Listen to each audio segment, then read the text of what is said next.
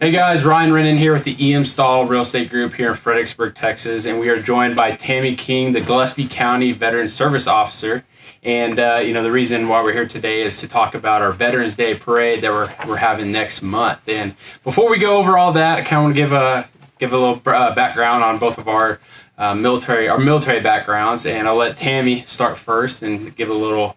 Like I said, just a little background on where she comes from and how many years she served in the military, and then I'll do the same, and we'll go from there. So, Tammy? Okay. Well, I'm retired from the Navy. I joined the Navy when I was 18 out of Santa Barbara, California. I was enlisted for 7 years and then got my commission in the Medical Service Corps and served out the rest of my time in the Medical Service Corps in the Navy.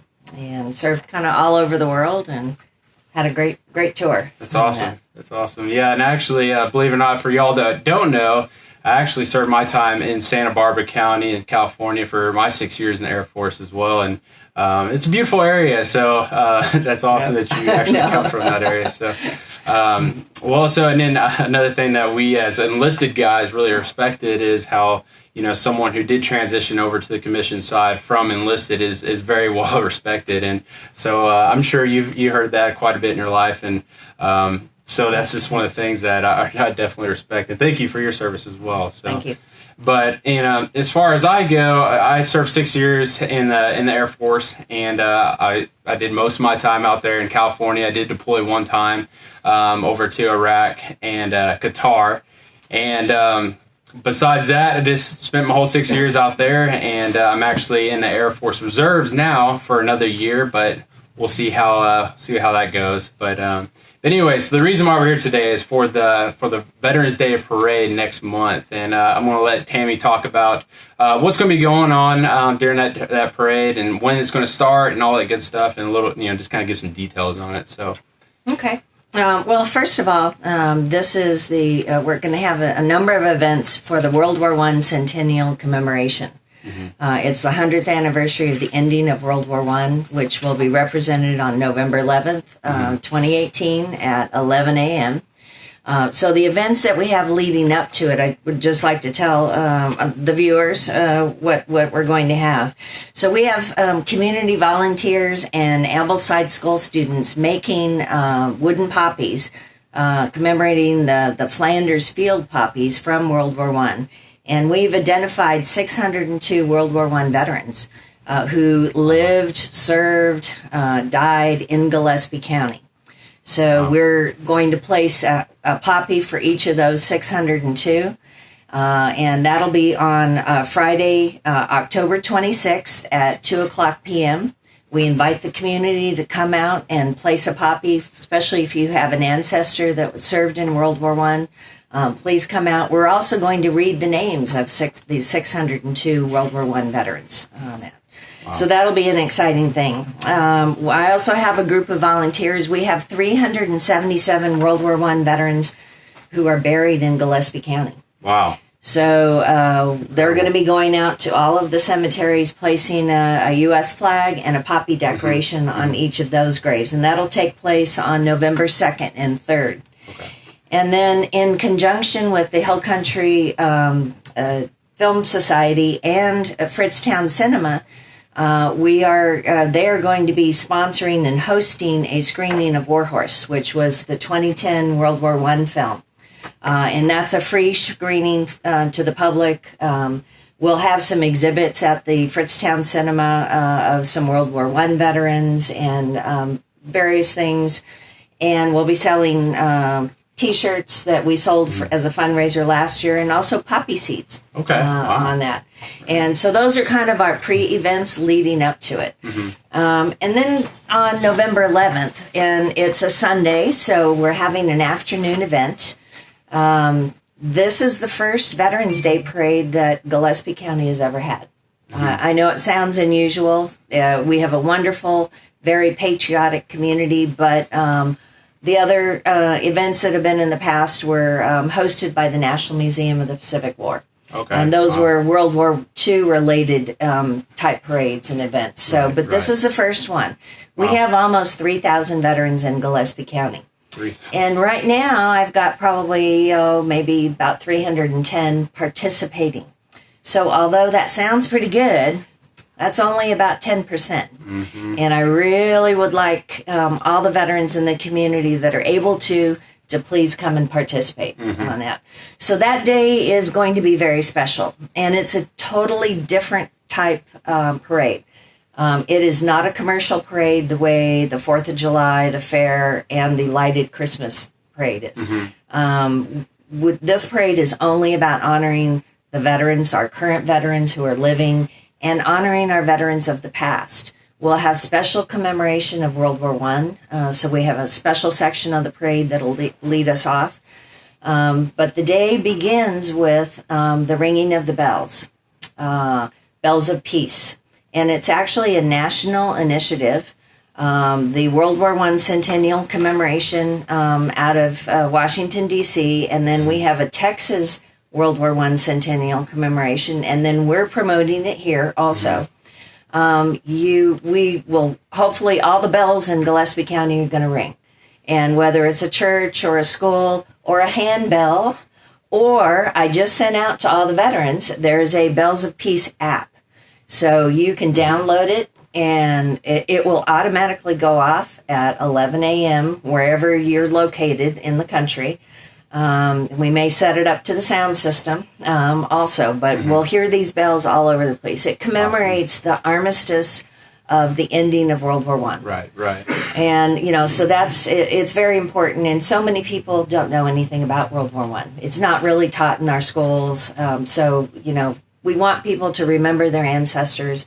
The other initiative that we are trying to do is for people to, if they have a picture of their ancestor, put it in their window. Say who it is. If you see on my door up there, which you can take a picture of it later, that's my husband's grandmother and grandfather who both served in World War I. Wow. He made that poster, and it's in our home. Wow. And we also have posted it on Facebook, and we're doing that. Actually, one of our committee members is doing a highlight of the Gillespie County World War I veterans, and anyone else in the community who'd like us to post it, we will. Right. They'll tell us something about it on that. We need to honor them. They went through a really tough time serving in the trenches during World War I.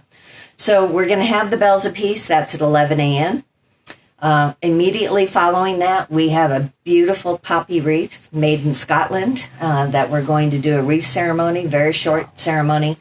We'll read the names of the 18 who were killed during service. And then we're getting ready for the parade.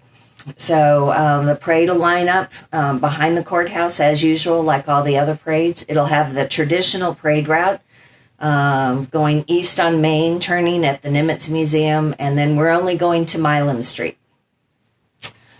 We have a lot of military vehicles that will be turning right, and they're going to be positioned on Austin Street behind Marketplace so that people can come and view that. And our first flyover, we have 15 vintage military aircraft, which is very unusual for most parades. And that's the first one's at 1:45. They'll be doing 3 flyovers. So it's going to be great. It's going to be pretty cool. So pray for good weather. Pray for not a low ceiling. So we get those aircraft off of that on that. But we so our because our focus is specifically on our veterans, we have a lot of community involvement. So many of the organizations, such as the 3 Rotaries, are involved. The Zonta Club is sponsoring that. We have some local businesses, Hill Country Refrigeration.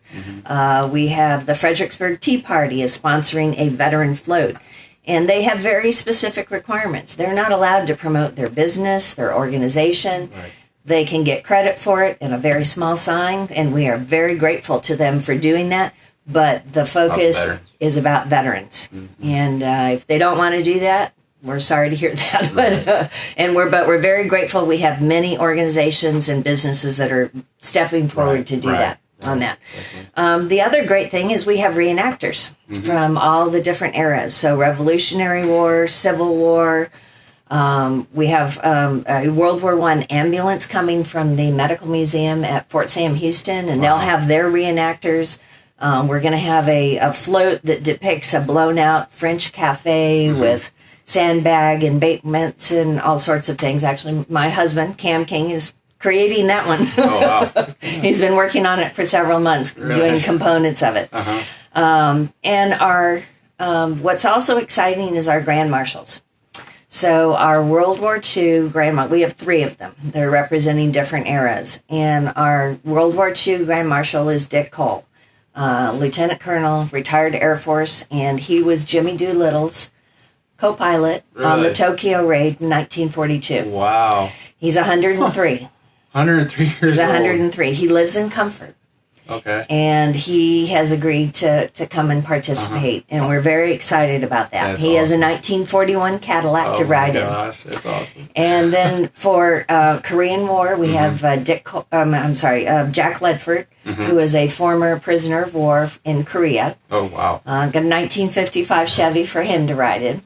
And then Tom Norris is a former prisoner of war of Vietnam in the Hanoi Hilton. And he's got a 1964 convertible T-Bird to ride in. Wow. On that. And we have marching bands. We've got some exciting things for the World One section, in that there will be the Remote Control Radio Club is going to be doing a World War I airfield with model World War I airplanes and with reenactors. Wow. So that's really cool. I'm very excited about that one on that. And and then with our planes, it's going to be a great traditional type parade. Right. With hopefully no political, no outside influences. This is only about honoring and telling our veterans thank you and respecting their service, and that's all it's about. Right. So. No, yeah, it sounds like, guys, there's a lot going on, and it's very special people that are going to be there, and we're like Tammy said, we're remembering those who've lost their lives and have served our country. So, and you can tell there's a lot going on. So if you would just tag someone who's in the community who could who you think would help out with setting everything up. Like Tammy said, there's a lot going on, guys. So if you would share this video, like it, and get it out there so we can get additional help. It's going to be, there's a lot going on, and we could take as much help as possible. So. But other than that, guys, there's a lot going on. If we and if you could just get it out there as much as you can to really just show the people what's going to be going on that special day Well, and there's a couple other things that I haven't mentioned yet, so I just want to make sure everyone following the parade at 3:30 is going to be a World War I concert at Marketplatz. Okay. So.